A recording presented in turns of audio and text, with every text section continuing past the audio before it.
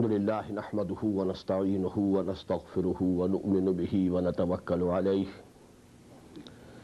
ونعوذ بالله من شرور أنفسنا ومن سيئات أعمالنا من يهده الله فلا مضل له ومن يضلله فلا هادي له ونشهد أن لا إله إلا الله وحده لا شريك له ونشهد أن سيدنا ومولانا محمدا عبده ورسوله أرسله بالهدى ودين الحق ليظهره على الدين كله وكفى بالله شهيدا فصلى الله عليه وعلى آله وأصحابه وسلم تسليما كثيرا كثيرا أما بعد فقد قال الله تبارك وتعالى كما ورد في سورة البقرة ويسألونك ماذا ينفقون قل العفو وقال عز وجل كما ورد في سورة الحشر كي لا يكون دولة بين الأغنياء منكم صدق الله العظيم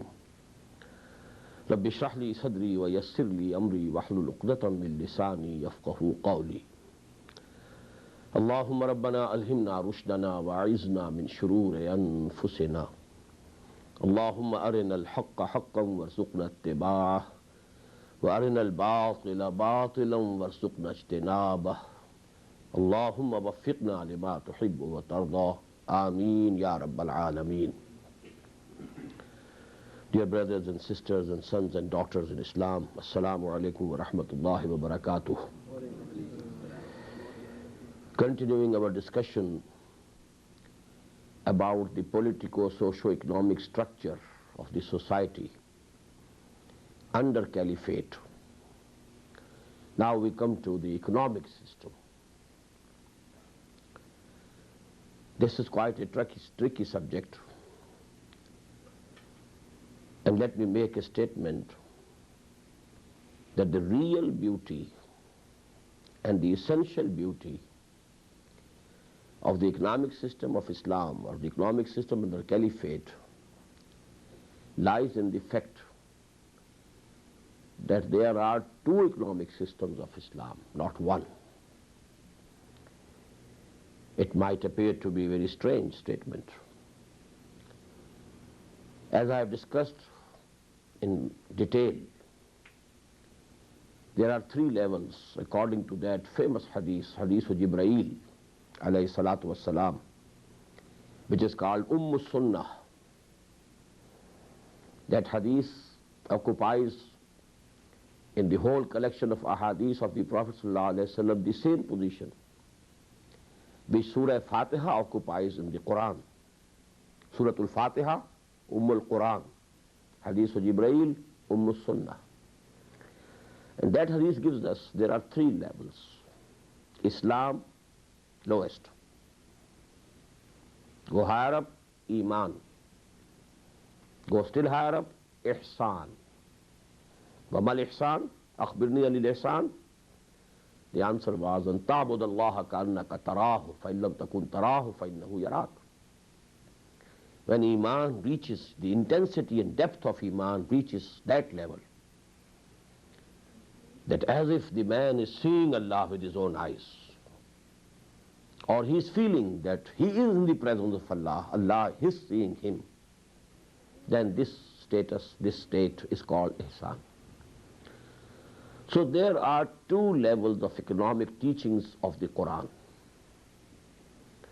One is at the level of Ihsan. The other is at the level of Islam. There are four cardinal principles of economic system at the level of Ihsan. First and foremost, you own nothing. The owner of everything is only Allah subhanahu wa ta'ala. It's again the necessary corollary of the principle of Tawheed. Just as negation of human sovereignty, and instead of sovereignty for the humans it is vicegerency, not sovereignty.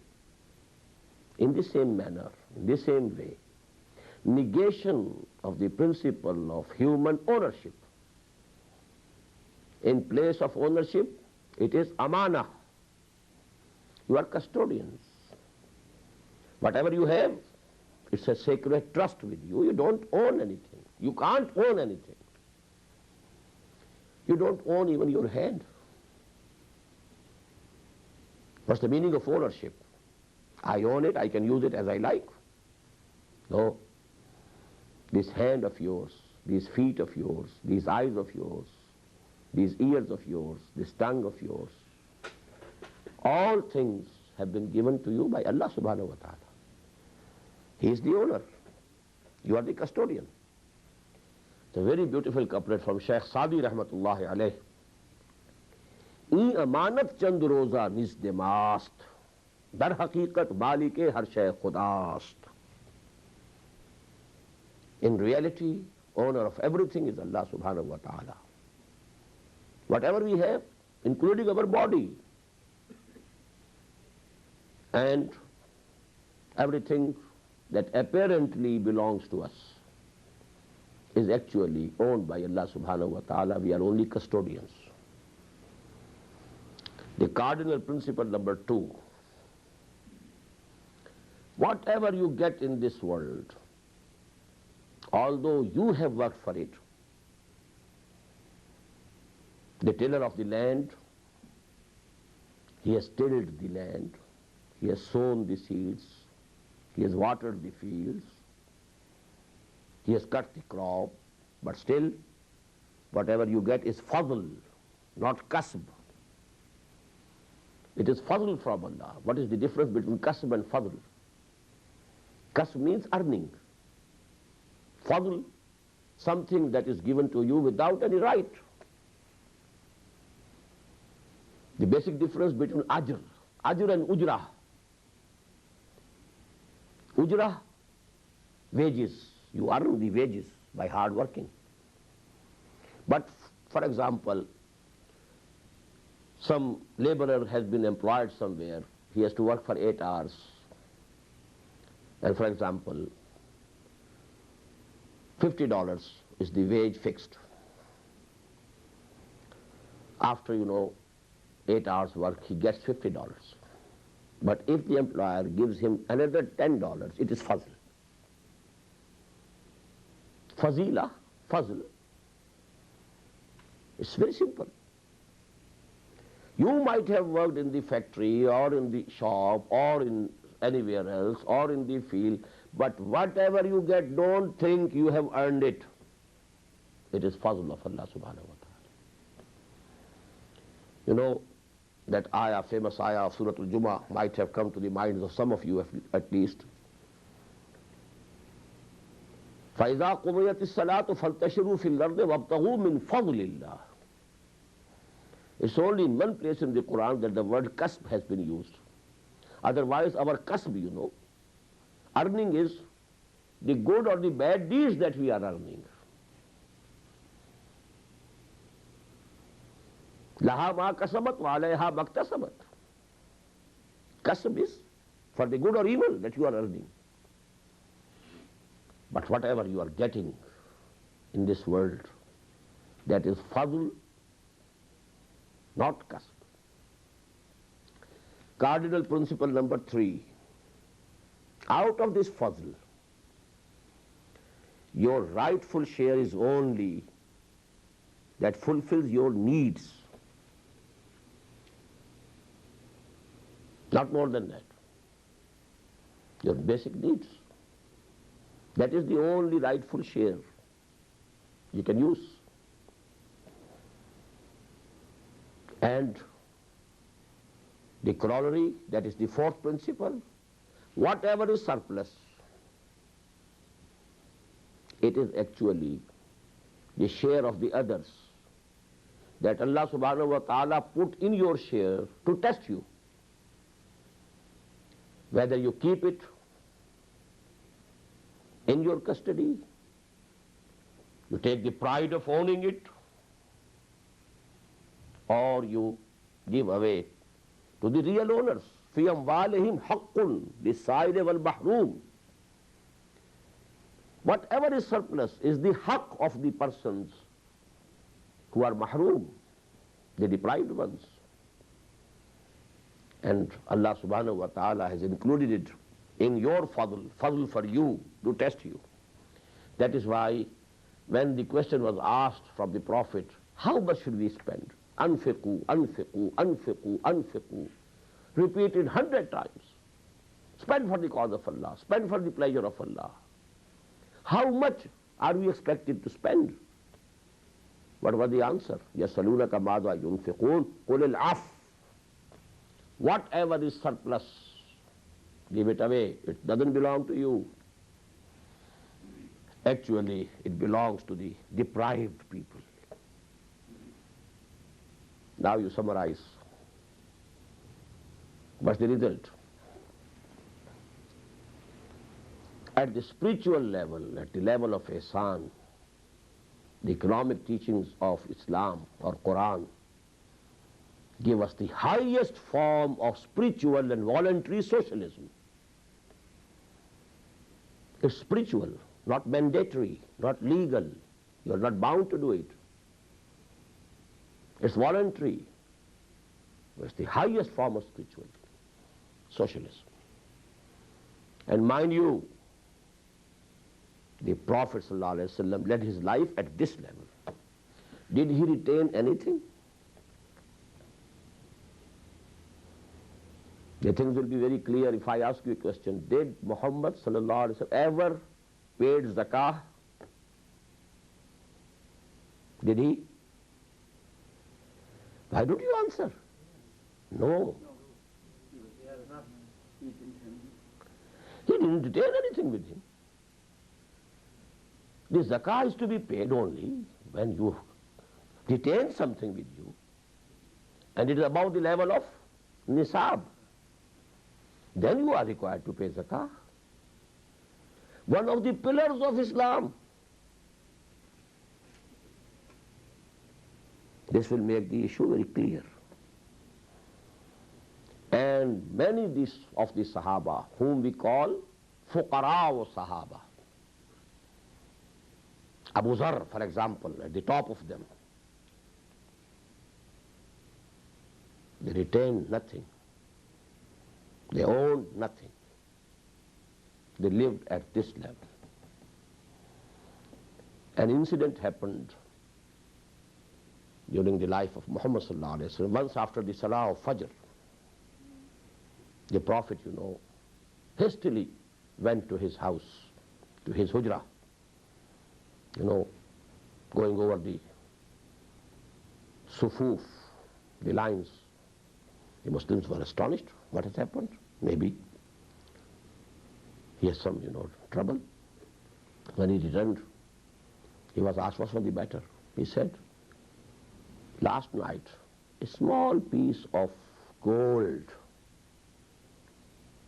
came to me,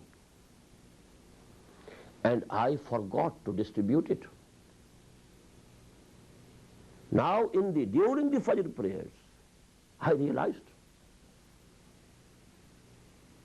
what I have done. I kept that gold for one night with me in the house of Muhammad sallallahu alaihi wasallam. So I couldn't afford to waste another moment. The first thing that I did, I went straight to my house, gave her. That is the level. Is it clear now? And please remember, many of the Sufiya, most of the Sufiya, they led their lives at this level. You can only understand why, thousands of people embraced Islam at the hands of Mu'inuddin Ajmeri rahimahullah. He was leading life at this level. An Islamic society, although at this level only a microscopic minority can be there at this level. But they are the pace setters, because they are loved by the masses. So they set the values in this society. That people love Mu'inuddin Ajmeri, not the king. People love this fakir, not the wealthy, the billionaire. And this thing, it sets the pace. It sets the values in the society. So this is the level of ihsan, and I have given you. These are all corollaries of Tawheed. You own nothing. Everything is owned by Allah. You are custodians. Whatever you get, it's fazl of Allah, not what you're earning. If you think I have earned it, I own it, then I can use it as I like. That is the philosophy of Qarun. Utituhu ala ilmin indi. I have earned and accumulated this wealth by dint of my labor, hard work, my knowledge, my understanding, my planning. All these things. This wealth of mine is the result of these things. So you become Qarun. If you claim sovereignty, you become Fir'aun. If you claim ownership, you become Qarun. You have vicegerency in place of sovereignty. You have amanah, sacred trust of Allah subhanahu wa ta'ala. I am a trustee, not the owner. That much should suffice for this level. But as I told you, only a microscopic minority can lead life at this level. Not all the Sahaba were at that level. Only Fuqara, Abu Darda, Abu Zar, all the Sahaba who were there in the Sufa, these were the people. They were leading lives at that level, even and top of most, Muhammad sallallahu alaihi wasallam. But now we come to the legal level of Islam. What are the economic teachings of Islam or Quran at the legal level, at the level of Islam? To make things easy. A welfare state based on the principles of capitalist economy. You take away three things from it and it becomes Islamic economy. It has become a very beautiful way. I said, to any democratic order you add three things. And to any capitalistic economy whose aim is welfare of the people, of the citizens. You take out from these three things and it becomes Islamic economy at the legal level. There is very euphoria, great euphoria in this part of the world. Our system has triumphed. Socialism failed, communism failed. History has decided that our principles are correct. And the failure of communism was due to negation of private ownership. It lacked personal incentive. Why should I work more when I cannot get more? So the principles of capitalistic economy, let me enumerate. Private ownership of not only of the articles of use, but also of the means of production. At the legal level, Islam accepts it. You can own a house, you can own a car, these are articles of use. You can own a factory, you can own a shop, you can own a field. Number two, personal incentive. If you work hard, you produce more, you earn more, you retain it. It belongs to you. Not that whether you are working hard or you are not working, you are to get the fixed wage. Then why to work hard? That was the basic failure of communism. The incentive was not there. The wheat growing area was greater than the United States. But they had to import wheat from the United States. Why? Why should the farmer work more, work harder? Why? He will not have any share of the extra produce.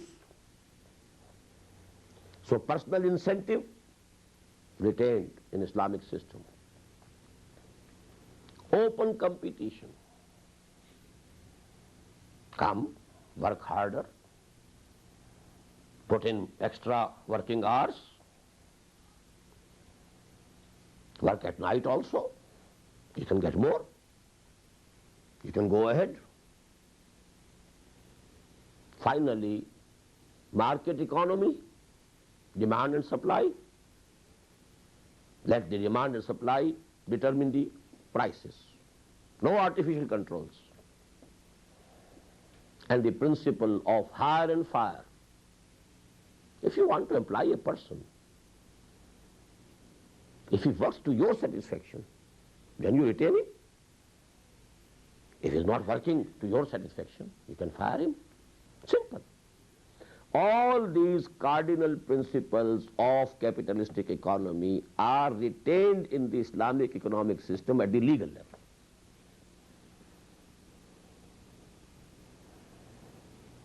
But you have to take out three things. Subtract three things from it. Now what are those three things?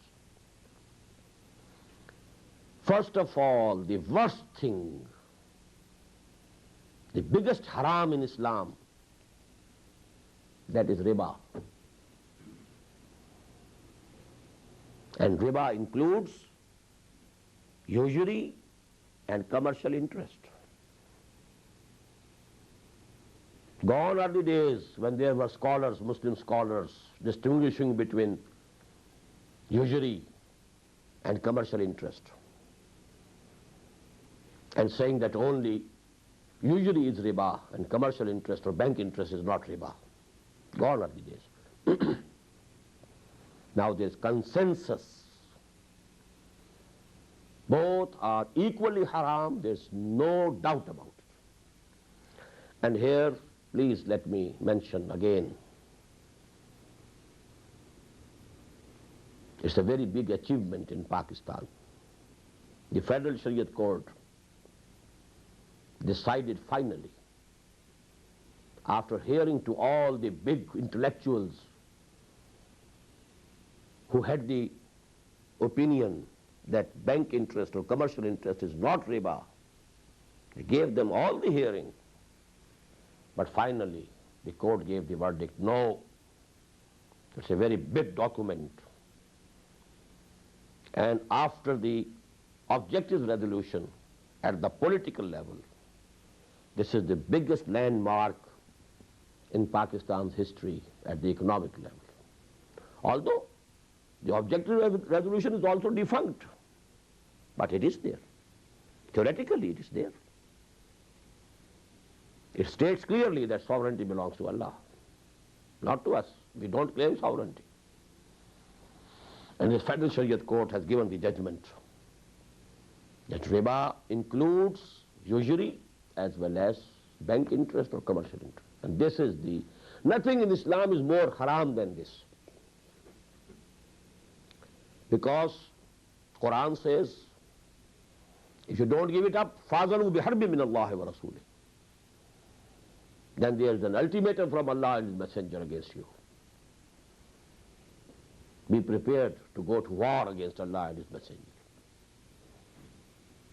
And what did the Prophet say?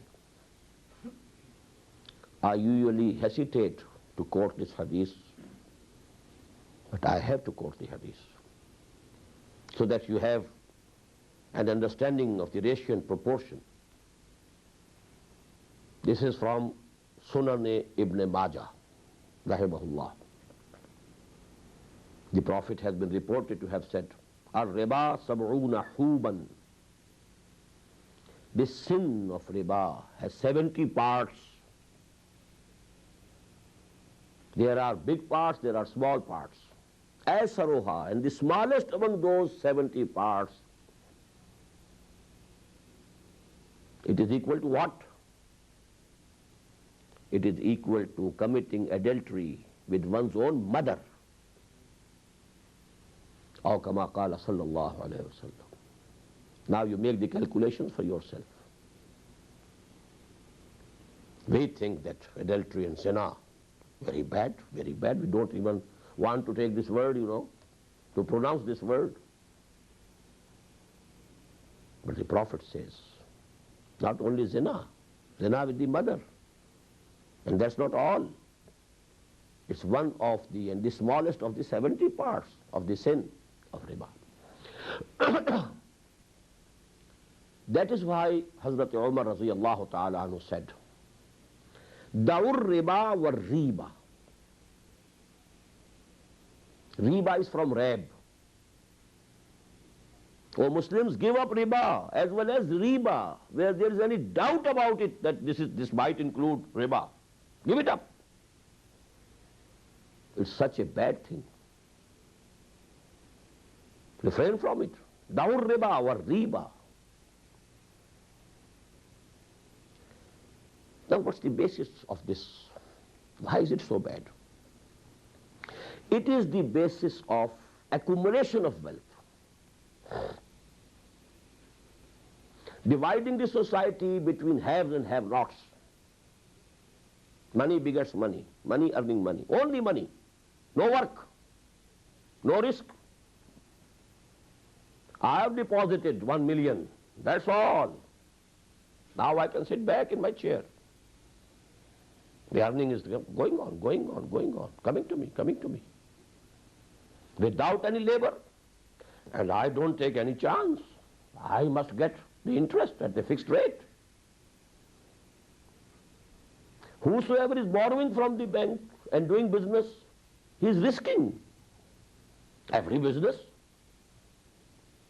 While there are chances and hopes of earning, there are possibilities of losing. Loss is there. But no. Loss is yours. I don't know anything. I must get the profit at a fixed rate. The Shylock should have the pound of flesh.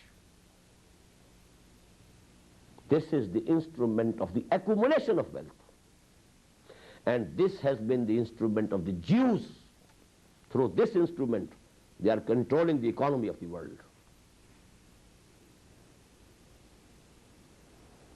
They got the permission of this interest in Europe through Protestants till such time that the rule of Pope was there. Catholicism was strong enough. Interest was prohibited throughout the Europe. Not allowed. It was the ingenuity, the intelligence, the planning, the intriguing capacity of the Jews. They infiltrated the Christian world through Protestants in the name of liberalism. They brought sexual corruption in this society. They corrupted the social order, the ethical values, the family system destroyed. And on the other hand, they got the permission of banking.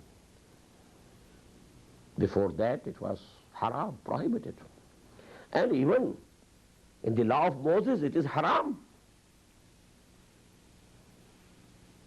It is haram. A Jew will never charge interest from a Jew. Because their philosophy is that the Gentiles, the Goyim, the non-Jews, they are like animals.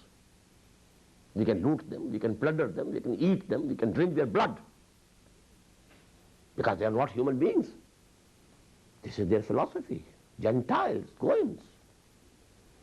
It's our right to deceive them, to exploit them, to cheat them, to rob them.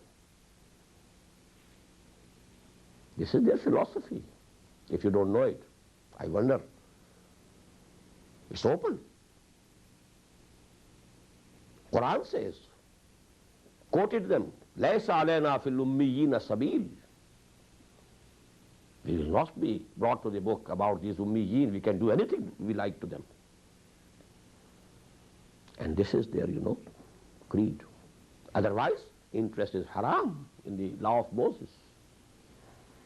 Anyhow, What is riba? Kullu qarzin yajurru manfaatan fahuwa riba. Any loan, any transaction involving any loan, if you get any benefit out of it, it is riba, it is haram. It divides humanity into two parts, the haves and the have-nots. And Allama Iqbal has very beautifully said, Az riba akhir chami zayid fitan, kas nadanad lazzate qarze hasan. Az riba jan tira dil chu khishto sang, admi darrinda bedandanu chang. I will translate it later. So you have to take out riba out of the capitalistic economy. Number one. Number two, all forms of gambling.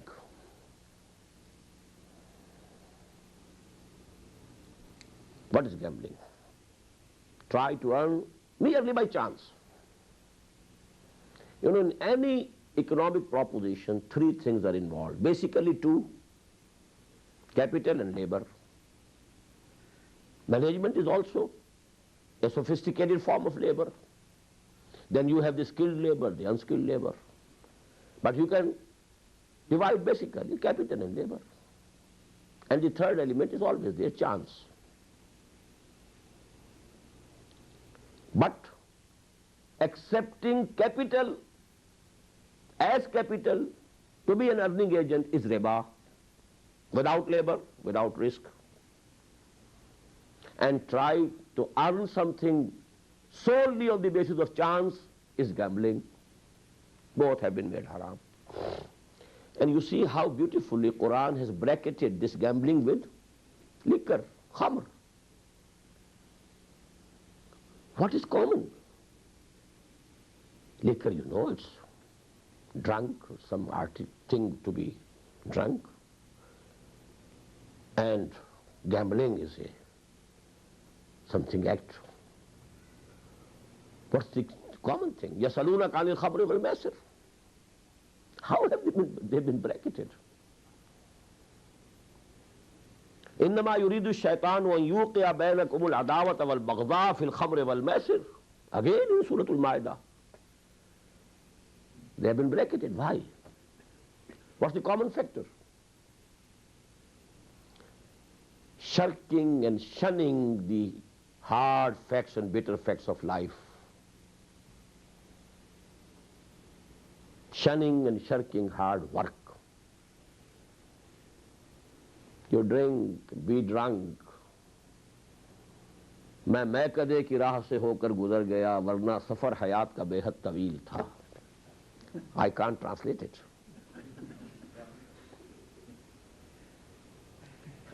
Why to face the bitter realities of life? Go and be intoxicated.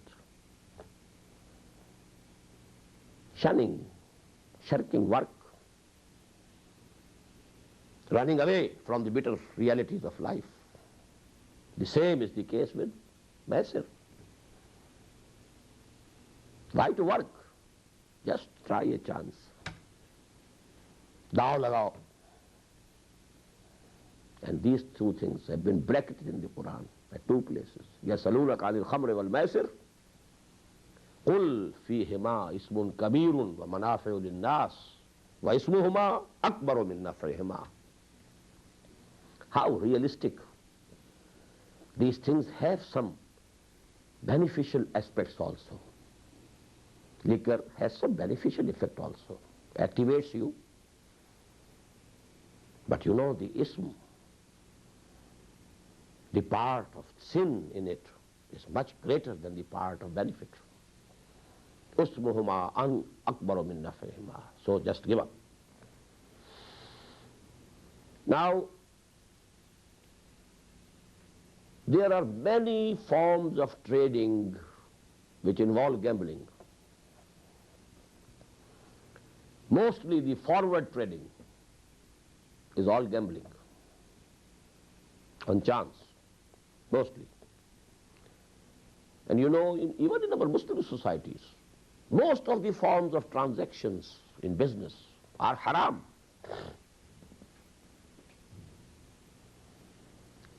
Let me give you an example. You make a bargain. You make an agreement with a person, a farmer. You will supply me 1,000 mounds of wheat next year in the season of wheat. Price fixed. Maybe $10 a kilogram. Maybe, just for example. The bargain is settled. You give only 10% of the total price and the bargain is settled. It is haram according to Islam. The only form of forward trading which is permissible is that you pay the total price right now. Down payment of the total price. This is called bay' salam. No other forward trading is permissible. Because over trading takes place. Your capital is very limited, but you are making, business, much larger business on the basis of this percentage. And that again helps in the accumulation of wealth. So this is the second thing. Here also we find the emphasis is on the labor and hard work. Work. Don't try to earn merely by chance. Don't try to earn merely through your money, without any work, without risking any loss.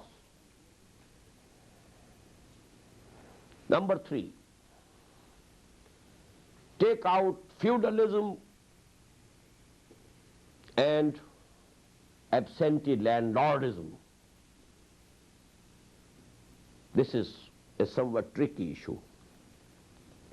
Let me give you a full background what happened during the caliphate of Hazrat Umar radiyallahu ta'ala anhu. When all these countries, Iraq, Iran, Egypt, Syria, they were conquered by the Muslims. A few thousand of the Muslims conquered the whole countries.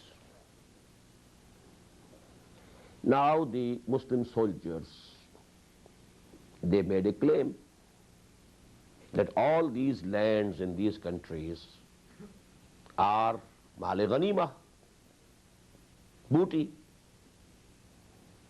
And the law of ghanima, according to Surah Al-Anfal, is that 1/5 is for the state, lillahi wa rasulihi, and the 4/5 is to be distributed among those who fought, who took part in that battle or war.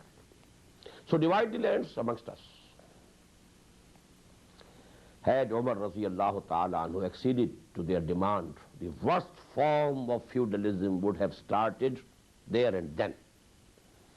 A few thousand lords and barons would have come into existence. He said, no, the law of ghanima will be applicable only to the movable property. The swords, the spears, the goats, the sheep, the camels, the horses, whatever you get on the spot, movable. This law of ghanima will be applicable to that only.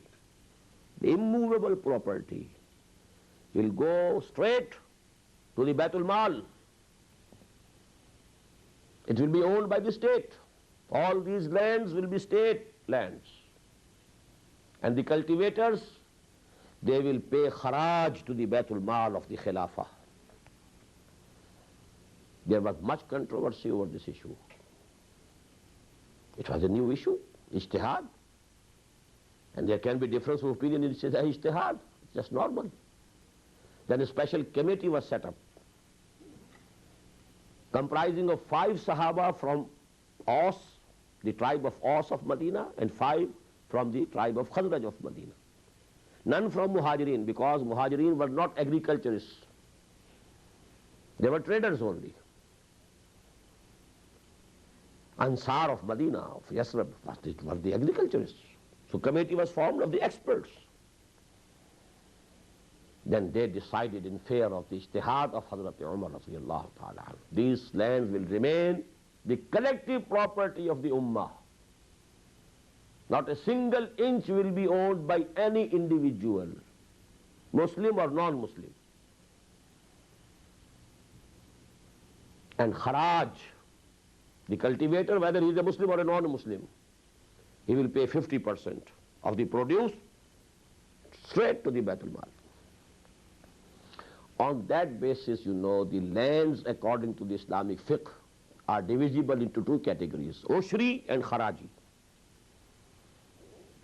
The land which is owned by a Muslim is ushri. He will pay ushr, 1/10 or 1/20th of the produce. Just like zakah, 2.5%. Kharaji, 50% will go to the Baitul Mal. And what's the difference between the two? Those people who accepted Islam without fighting, without resisting, their lands remained their personal properties. Just as the people of Medina. Medina was not conquered by Muhammad sallallahu alaihi wasallam. They accepted Islam and they brought Muhammad sallallahu alaihi wasallam to Medina. So their lands, Medina lands, they were ushri. And Muslims owned them. They had to pay ushr or nisf ushr.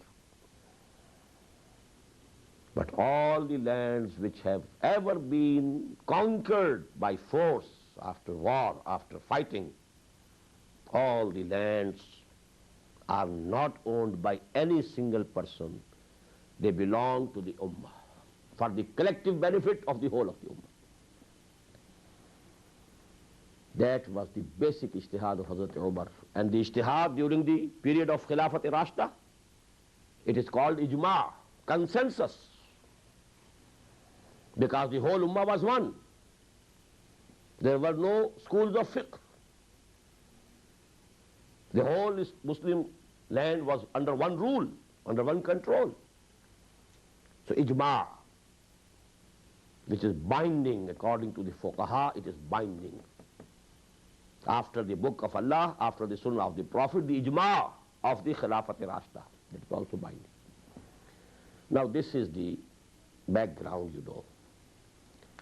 So to finish up with feudalism, and number two, even the ushri lands. Now, for example, if a person owns a very big chunk of the land, he has to cultivate it himself, or employing, you know, servants.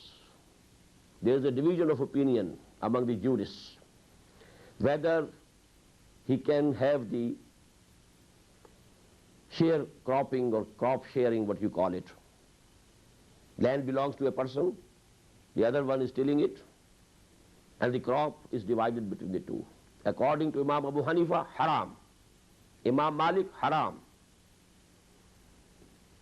But the fatwa, you know, of two disciples of Imam Abu Hanifa, that is Qazi Abu Yusuf and Imam Muhammad, they said no, it can be halal if such and such conditions are applied. The seed should be provided by the owner of the land, and so on and so on. But it is not agreed upon. According to Imam Abu Hanifa rahimahullah, it is haram mutlaq. According to Imam Malik, it is haram mutlaq. According to Imam Shafi, in open field it is haram, but if there is agriculture in a garden, then it can be done. It is permissible.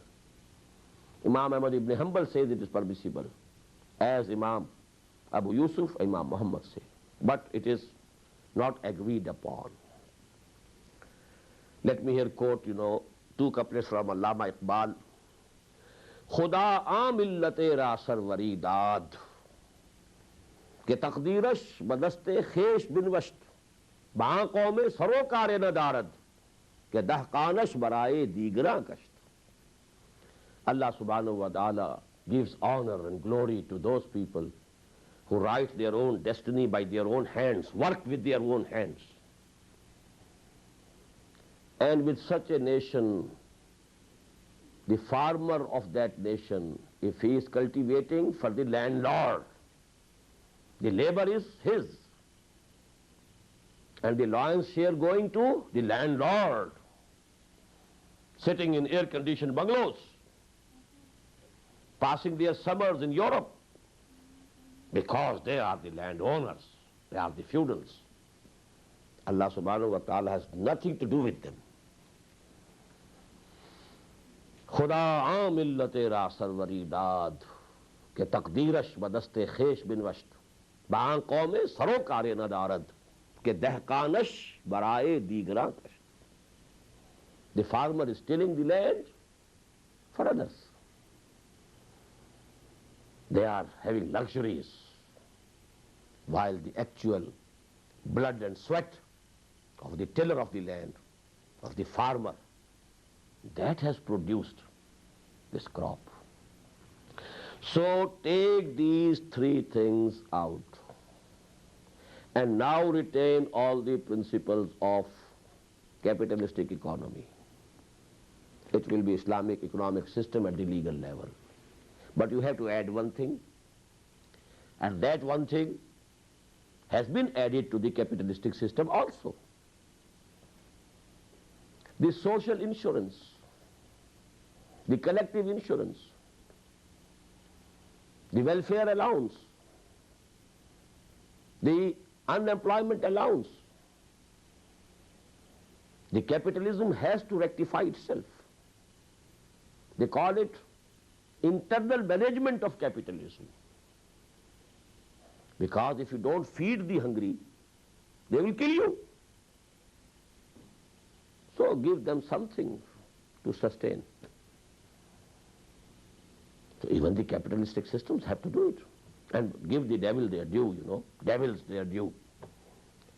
This welfare concept, welfare state, welfare democracy, social democracy has reached its zenith in the Scandinavian socialism. They have been able to join democratic principles with the socialist ideas and ideals. That's the highest level. In Islam, what is the basis? Zakah. What is zakah? When there is open competition, I told you, the inevitable result will be some will go ahead of others who will remain behind. Some are more talented, some can work more, some have more capacity to work, some have less. So if there is open competition, there is going to be a difference. You have to bridge this gap by a system of feedback. Islam fixes a level. Whosoever owns 7 tolas of gold, I don't know what it comes to in grams, I can't say. Well, he is above that level. He is now donor. Whosoever doesn't have this much of gold, he is the recipient. Whosoever owns 52 tolas of silver, he is the donor. He will pay back. Those who are below that level, they are the recipients. تُوخَذُ مِنْ أَغْنِيَائِهِمْ تُرَدُّ إِلَىٰ فُقَرَائِهِمْ. It's a feedback, something to be charged from those who have crossed that level of nisab and to be distributed among those who have remained behind that level, below that level. So that is the biggest form of social insurance that the system of caliphate, for the first time in history, the principle was initiated that, and initiated by Hazrat Umar radiyallahu ta'ala anhu, when he said, even if a dog dies of hunger on the banks of Dajla or Furat, Umar will be responsible on the Day of Judgment. The state, the caliphate, takes the responsibility of every citizen. Not only Muslims, also non-Muslims. Although to the non-Muslims, nothing will be given from zakah. A fund will be there from their jizya. It happened once. Hazrat Umar radiyallahu ta'ala was on a tour of some provincial capital. He found a Majusi in Irani, non-Muslim. He was begging in the streets of that city. Hazrat Umar asked the governor, what's this? He said he has grown old, he can't earn his livelihood. He said, this is wrong. When he was young, he was earning. You are charging jizya from him. And you have now left him begging here. No, that's the responsibility. Whether he is the second-rate citizen or the first-rate citizen of the state, but he is the citizen of the state. Even animals, even if a dog dies of hunger, Umar will be responsible to what to speak of men, human beings. And for that, zakah. Now what's the difference, you know? Here in Western economies, you have taxes. And tax evasion is a rule. There are experts who will advise you how to avoid. They will charge you very big fees to advise you within legal, frame, how to avoid. But zakat, that is ibadah, every Muslim will pay it. It's the right of Allah subhanahu wa ta'ala, not a tax. Jizya is a tax. Zakah is not a tax, it's a pillar of Islam. Number two, its calculation is very easy. It is calculated on the basis of the total. It has no connection with the income. You might have earned more during the year, or you might have lost. But if you remain above that level of nisab, you have to pay anyhow. If your capital was last year when you drew your balance sheet, you were, for example, at 5 million. During the year, you have lost 2 million. Now you have only 3 million. You have to pay on 3 million. Even if it was 1 million, you have to pay on 1 million. You have to pay. Only if you drop below the level of nisab, then you are exempted. Then you become recipient. Then you can receive. So this is the zakah, and this is the basis of the welfare state that Islam established for the first time under the Caliphate. Now let me tell you, there's a difference. As I told you, lands are kharaji and then ushri.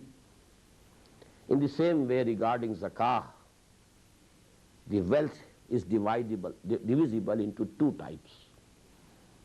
Amwal batni, amwal zahiri. Amwal batni, hidden wealth. You have some ornaments, some gold, some cash, you are keeping at home. Islamic State will not send people to search, your home and your suitcases. It's up to you, left up to you.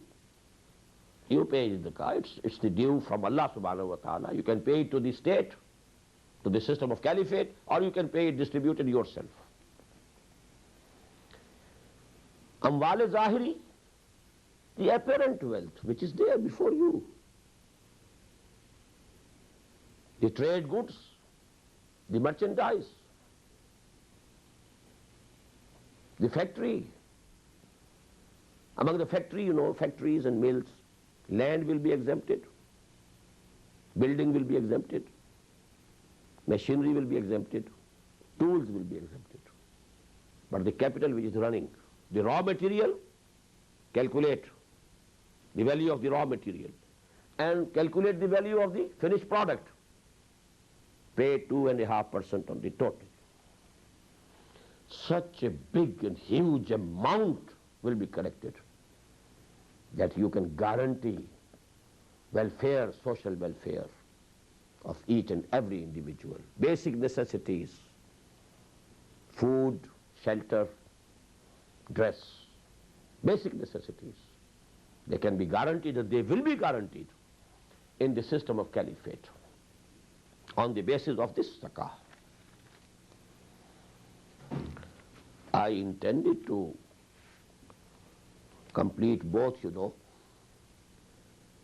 the economic system as well as the social system, but I have not been able to finish with the economic system even.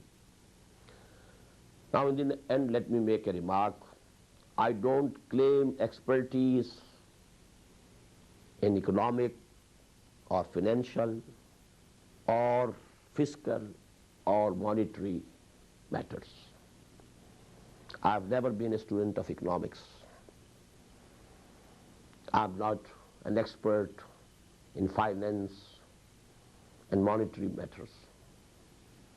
But I am a fundamentalist, as I told you.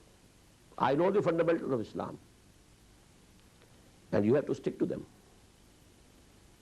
Riba is haram. That has to be eliminated, come what may. Gambling is haram. That has to be eliminated, come what may. That you have to do. And where there's a will, there's a way. You know, if you stop these things, the capital will not remain inert, because if it remains inert, it will melt away. It has to flow in the halal channels of shiraka, musharaka, mudaraba. But if you keep this channel open, then water will always flow towards, you know, the lower level, where there's no risk. Why should I take the risk? But if that channel, that side closed, then what the capital will do? It can't sit idle. It will melt away. Perforce, it will go in the channels of musharaka and mudarba. And I think I will have to take a few minutes tomorrow to explain these two things, so that this system, economic system of Islam, as far as I have understood, I share with you.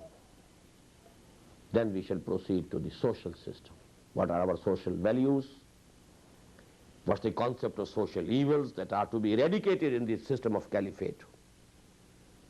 What are the concept of social values that have to be promoted under the system of caliphate? Let me say in the end, the system of caliphate is a politico-socio-economic order. It's an organic whole, indivisible. Take it or leave it. Either you accept it in toto or you go away. Allah doesn't need you, you need Him. أقول قولي هذا واستغفر الله لي ولكم ولسائر المسلمين والمسلمات.